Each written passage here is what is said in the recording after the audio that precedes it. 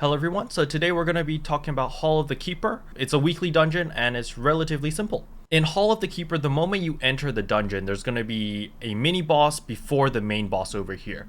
So the mini boss is relatively simple. It's very similar to the ad right before Xanos in Naru Sanctum. So basically you're just going to run forward, you're going to try to burst the main guy in the middle down before he spawns all his ads, and all his ad friends are just going to CC the crap out of you.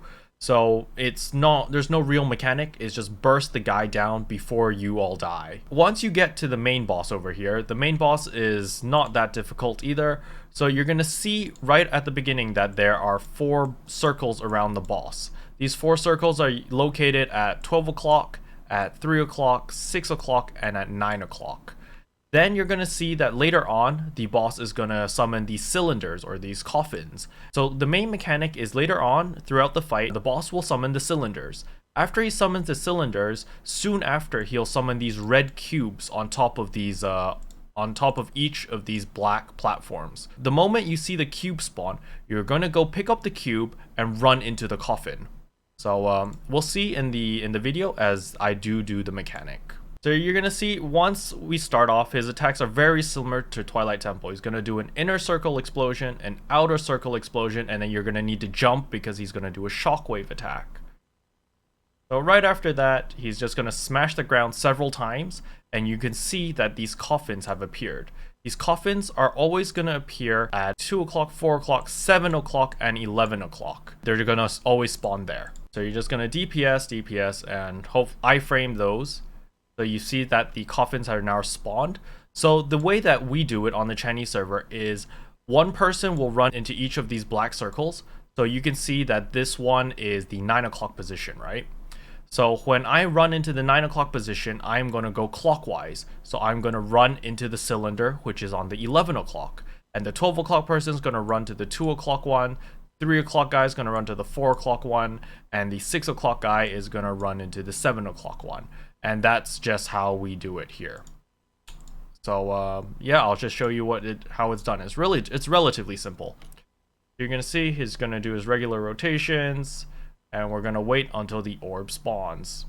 It doesn't matter about the pulse over there. If it hits you, it just hits you. It won't wipe the party, unlike the actual raid in Twilight Temple. So now that you can see that there's the fine text will come up saying that he's spawning the red cubes.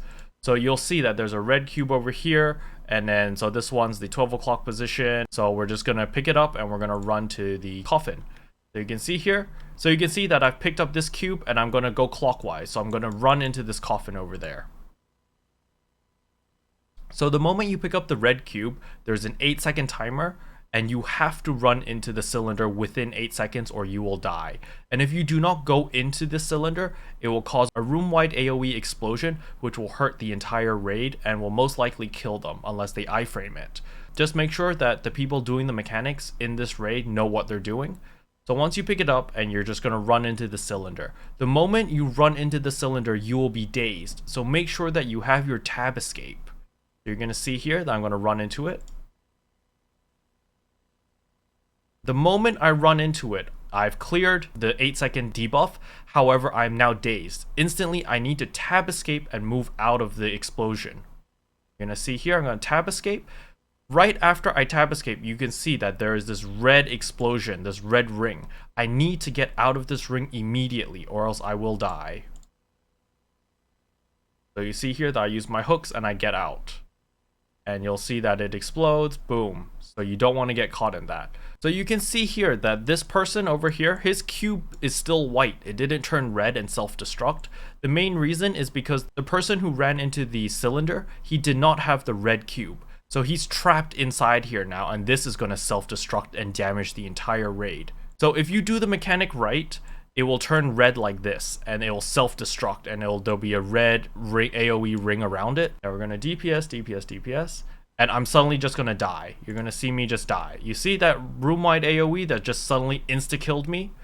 The main reason why that happened was because one person did not do the mechanic, as we saw the person over here the guy on my left side, he didn't do the mechanic correctly, and that's why the cylinder exploded and killed me and a few other players in the raid. That's really it. That's the only mechanic in this dungeon that you really need to be careful about. The rest is just DPS, don't get hit by him, and just iframe. Again, you know, this is a weekly raid and it's not supposed to be too difficult. As for gear requirements, I recommend Raven 3 and above, and you can breeze through this relatively easily. Anyway, thanks for watching the video, and I'll see you guys next time. Bye. What can I say except you're welcome? For the heels, the